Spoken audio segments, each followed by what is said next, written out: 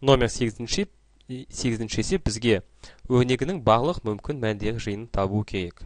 Яғни бізде қандай да бір екі сан берген, а мен б екеуі тек қана екі түрлі жағдай бола алады. Оң немесе теріс. Соны біз қазір шығарып көрейік. Бізде бірінші жағдайда а саны оң және б саны оң. Яғни осы өрнек бізде келесі түрге айналдырады. А бөлінген а тең болады 1, б бөлінген б тең болады 1, а б бөлінген а б тең болады 1-ге. 3 біз 1-ді қоссақ бізде 3 болады. Яғни екеуі де оң болған кезде есеп оңай шығады. Енді бізде а саны 10, б саны теріс болсын. А саны 10 дегеніміз, яғни аның өзі қалады. Ал енді б саны теріс дегеніміз, ол минус б бөлінген минус б-ның модулі. Қосу а көбейтілген минус б және а көбейту минус б және соның модулі. Енді осыны біз шығарып көрейік. А бөлінген модуль а тең болады 1-ге. Минус б бөлінген минус б-ның модулі. Минус б-ның модулі б-ның өзі болады. Яғни минус б бөлінген б, яғни ол минус 1-ге тең. Мынау плюс бізде көшет және минус 1 қалады. Плюс, осы плюс. Енді а көбейту минус б тең болады минус а көбейтілген б. Минус б модульдің ішінде б-ның өзі болады. Яғни а мен б-ның модулі. Енді модуль дегеніміз оң сан, оны біз модуль жақшасын алып тастаймыз. Так, а мен а бізде қысқарады, б мен б қысқарады, минус 1 қалады. Плюс минус 1. Так, енді жақшаны ашсақ бізде минус 1 және минус 1 болады. Так, біз нәтижені алдық. Енді оң және теріс жағдай. А мәні бізде теріс болсын. Оның модулі қосу б-ның бізде өзі болсын. Және де минус а көбейтілген б, минус а көбейтілген б-ның модулі. Яғни осы екі жағдай ұқсас болып келеді. Минус а бөлінген а-ның өзі, плюс б бөлінген б-ның өзі, плюс минус а көбейтілген б бөлінген а көбейтілген б. Так, екеуін қоссақ минус 1 қалады, 1 қалады, және минус 1 қалады. Минус 1, плюс 1, минус 1. Байқасақ бізде тағы да минус 1 деген жауап шықты. Енді екеуі де теріс жағдайды қарастырайық. Минус а бөлінген минус а-ның модулі, қосу минус б бөлінген минус б-ның модулі, қосу минус а көбейтілген минус б бөлінген минус а және көбейту минус б, осының модулі. Енді бізде минус а бөлінген минус а. Минус а-ның модулі бізде а-ның өзі. Так, қосу минус б бөлінген б-ның модулі өзі. Және минус пен минус бізге плюсті береді. Яғни а б болады. Және модульден тек қана а б деген мән шығады. Екеуін қысқартсақ бізде 1 болады. Мына жақта минус 1 болады. Және мына жақта да минус 1 болады. Ол тең болады. Минус 1 плюс минус 1 плюс 1.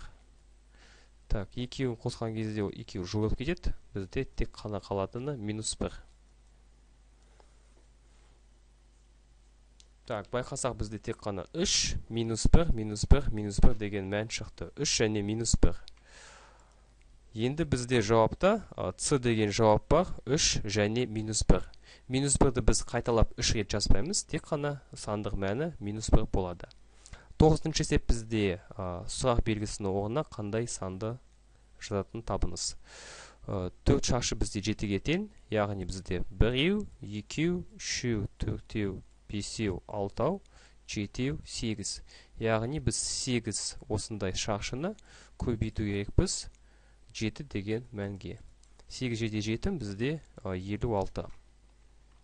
Ары шығап көйік.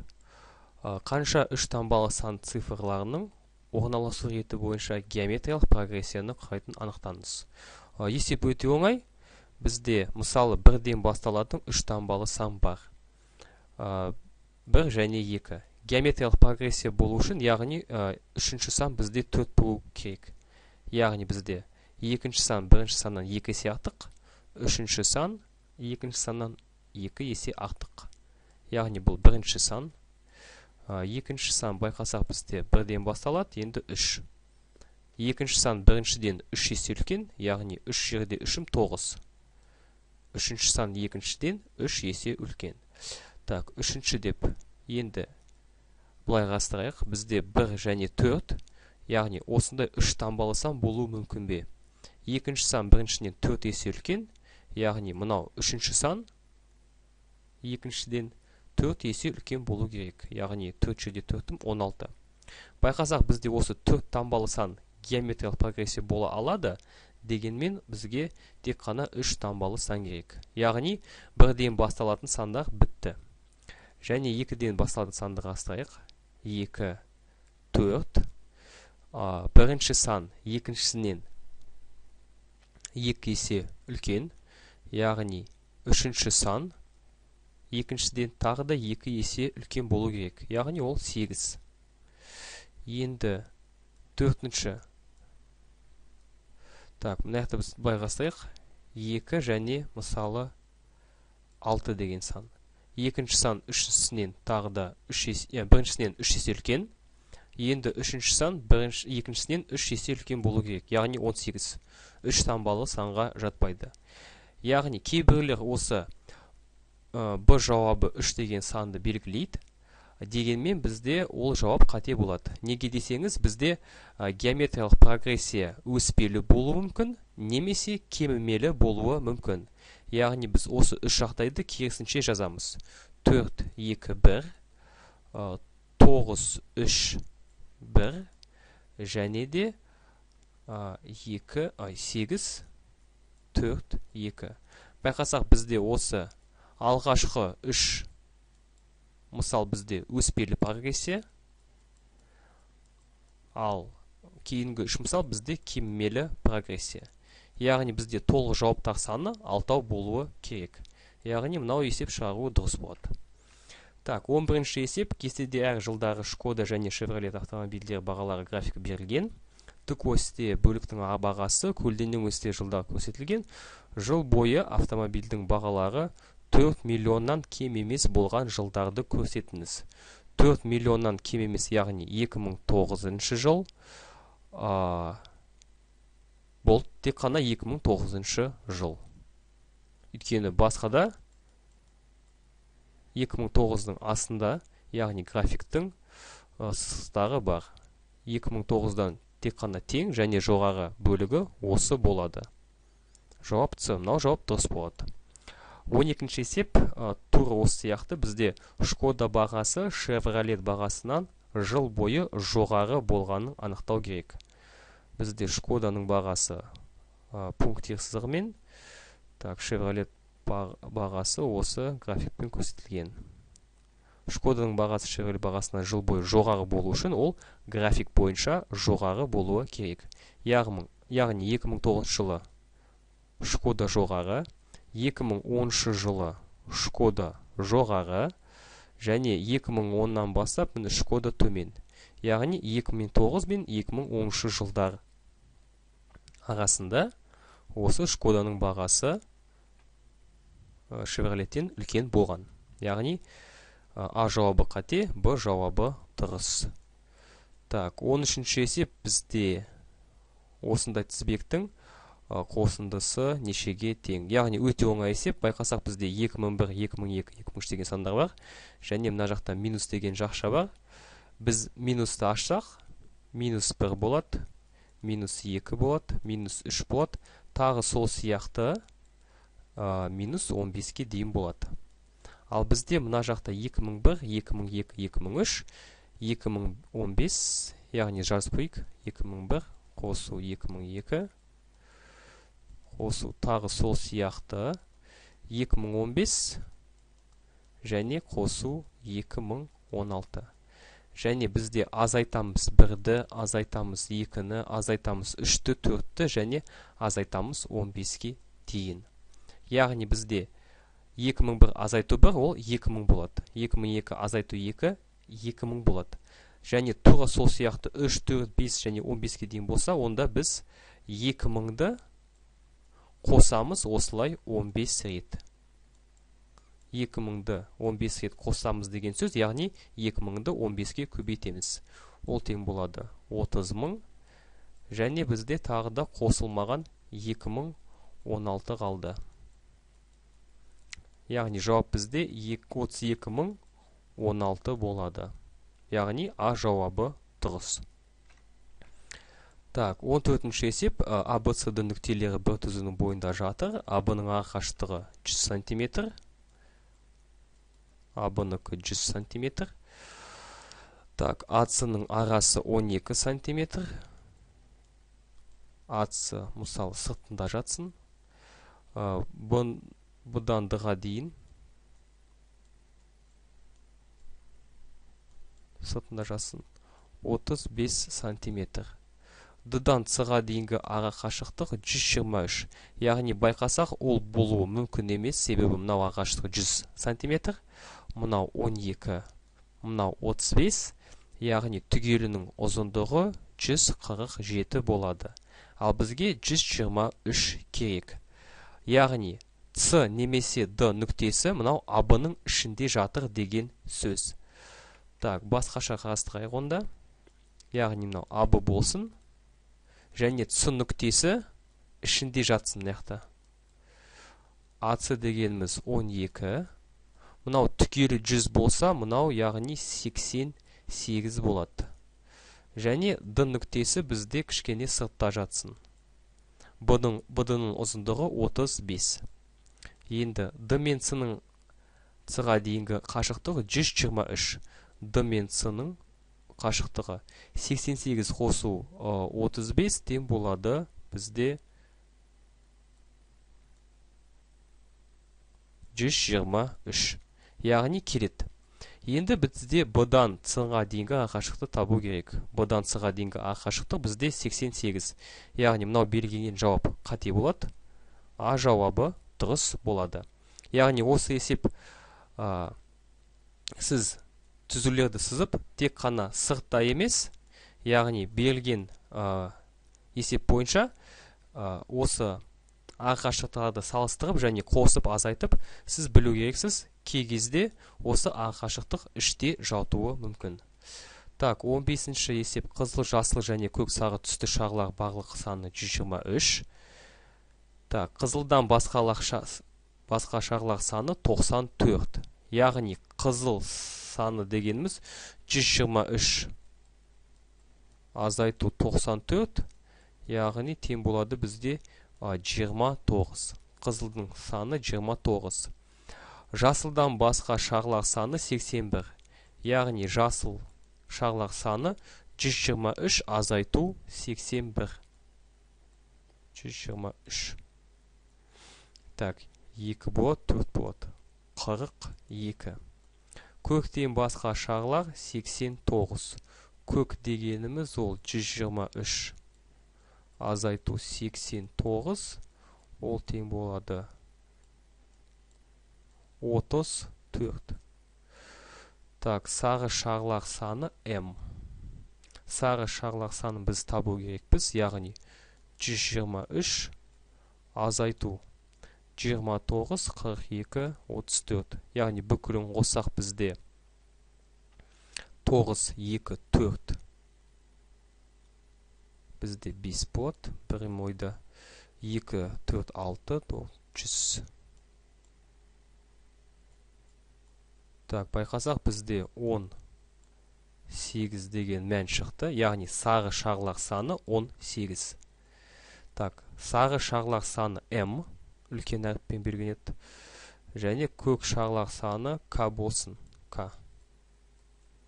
Так, енді біз осындай жауаптарды қарастыру керекпіз. М тең болады 20, К тең 34. К бізде шынымен де 34 кетен, бірақ та М 20-ға тең емес. Ол келмейді. 2М кіші К-дан болады. 2М дегеніміз, яғни 2 көбейтілген 18, ол тең болады 36. 36 кіші 34-тен, ол өтірік. Яғни бізде ол жауап болмайды. 3М тең болады 2К. 3-ті М-ға көбейтсек, 3-ті 18-ге ол тең болады 54. 2К дегеніміз 2 көбейтілген 34, ол 68. Екеуі тең деген сөз ол өтірік, екеуі тең емес, С жауабы келмейді. М дегеніміз К азайту 16. Яғни М дегеніміз 18, ол тең болады К, ол 34 азайту 16. Так, 14 алынған 6, ол тең болады 8, 2 азайту 1 тең болады 1. Байқасақ бізде осы шарт орындалады. М дегеніміз ол К азайту 6. Яғни Д жауабы бізде дұрыс болады. Сызбада белгісіз бұрыштың градустық мәнін табыңыз. Бір бұрыш бізде 50, мынау 90, мынау X. Тік бұрыш ол 90. Яғни бізде жазық бұрыш 180 градус, ол тең болады 50 қосу 90 қосу X. X-ті табу үшін біз оны теңдіктің бір жағына қалдырамыз. 180 азайту 50 азайту 90. Яғни ол тең болады 40, ол тең болады X. Бізде Е жауабы 40 градус, яғни ол дұрыс жауап. Ұзындығы 63 метр сымның бірнеше метр. Так, 17-ші есеп бізде ұзындығы 63 метр сымның бірнеше метрін қиып алды. Яғни, мысалы бізде түгелінің ұзындығы 63 болса, біз мынау бөлігін қиып алдық. Яғни ол X болсын. Так, сымның қиылып алынған бөлігі, оның қалған бөлігінің жартысынан 3 есе кем. Яғни қалған бөлігі бізде қанша болады? Яғни 63-тен біз X-ті алып тастадық. Яғни мынау қалған бөлігі 63 азайту X. Қалған бөлігінің жартысынан, яғни 2-ке бөлу керек біз, 3 есе кем. Яғни X кіші, мұнау 63 азайту X бөлінген 2, ол үлкенірек болады. Яғни кіші санды біз 3-ке көбейтсек, олар екеуі теңестіріледі. Осы есепті біз шығарып көрейік. 3X тең болады 63 азайту X бөлінген 2. Яғни теңдеудің екі жағын 2-ке көбейтейік. 2 көбейтілген 3X тең болады 63 азайту X бөлінген 2 көбейтілген 2. 2 мен 2 бізде қысқарады. 2 көбейту 3X тең болады 6X. Ол тең болады 63 азайту X. Минус X-ті біз сол жаққа ауыстырамыз. 6X қосу, яғни таңбасы өзгереді бізде. Қосу болады. 63 өзі қалады. 7X тең болады 63. X тең болады 63 бөлінген 7, ол тең болады 9 метр. Яғни бізде сымның қиылып алынған бөлігінің ұзындығын табыңыз. 54 жауап деген қате, бізде 9 деген жауап дұрыс. Байқасақ 54 пен 9-ды қоссақ бізде 63 шығады. Яғни мүмкін осы тестті шығарған адам, ол керісінше мынау үлкен бөлікті X деп шығарды, және де 54 деген мәнді алды. Дегенмен бізде қалған кішкентай бөлік бізде 9 метр, және осы жауап бізде дұрыс болады. 18-ші есеп. Қандай да бір қызметкерлердің 24-і ағылшын тілін біледі, 15 неміс және 14 француз. Олардың 6-ы ағылшын және неміс. Так, осы есеп Эйлер-Вен диаграммасына байланысты есеп болады. Яғни бізде 3 түрлі қызметкер бар, оларды біз салайық. Яғни ағылшынды білетін адам бізде 24 болсын. 24. Неміс тілін білетін 15, және бізде ағылшын және неміс тілдерін білетін бар. Яғни екеуі қиылысады. Так, бізде 15 адам болсын. Түгелі. Және бізде француз тілін білетін 14 адам болсын. үшеуі үш тілді біледі деген сөз. Яғни үшеуде қиылысатын бөлік бар. Міне. Так, мынау француз тілі. Барлығы 14 адам. Енді олардың алтауы ағылшын және неміс біледі. Так, ағылшын және неміс. Алтауы ағылшын және неміс біледі. Бесеуі ағылшын және француз біледі. Ағылшын және француз. Және бізде төртеуі неміс және француз біледі. Үшеуі үш тілді біледі. Енді қарайық, бізде 6 қосу 3 қосу 5, ол тең болады 14. Ал ағылшынды білетін 24 адам. Яғни таза тек қана ағылшынды білетін 10 адам бар. 10 қосу 6 қосу 3 қосу 5, ол тең болады 24 адам. Так, мекемеде кез келген қызметкер қандай да бір шет тілді біледі. Тек қана ағылшын тілі білетін қанша адам бар. Яғни міне 10 адам бар. Егер бізде неміс тілін білетін қанша адам бар болса деп сұраса, онда біз келесі түрде шығамыз. 6 қосу 3-тен болады 9. 9-ға 4 қоссақ бізде 13 болады. Ал неміс тілін білетін 15 адам, яғни тек қана неміс тілін білетін адам 15 азайту 13, ол тең болады 2 адам. Яғни мына жақта 2 адам тұрады. Тек қана француз тілін білетін 14 адам бүкілі біледі. Азайту 5 қосу 4 қосу 3 тең болады бізде 12. Яғни 2 адам француз біледі тек қана, неміс тілін 2 адам біледі, ағылшын тілін 10 адам біледі. Так, 19-шы есеп бізде 15 тонна. 19-шы есеп бізде оңай есеп. Яғни бізде 15 тонна кірпіш берілген, 3 фирма бізде берілген. Бір кірпіштің салмағы 5 килограмм. Төмендегі кестені пайдаланып, ең арзан сатып алуға қанша ақша төленетінін анықтаңыз. Так, бізде бір кірпіш 5 килограмм. Ал бізде 15 тонна кірпіш, яғни бізге кірпіштің санын анықтау керек біріншіден. Яғни 15 тонна дегеніміз 15 мың килограмм. Бөлсек 5 килограммға, ол тең болады 3 мың кірпіш. Яғни кірпіштің саны 3 мың. Енді қарастырайық. Бір кірпіштің бағасы 51 теңге. Яғни 51-ді біз кірпіштің санына көбейтеміз 3 мың. Ол тең болады бізде 153 мың теңге.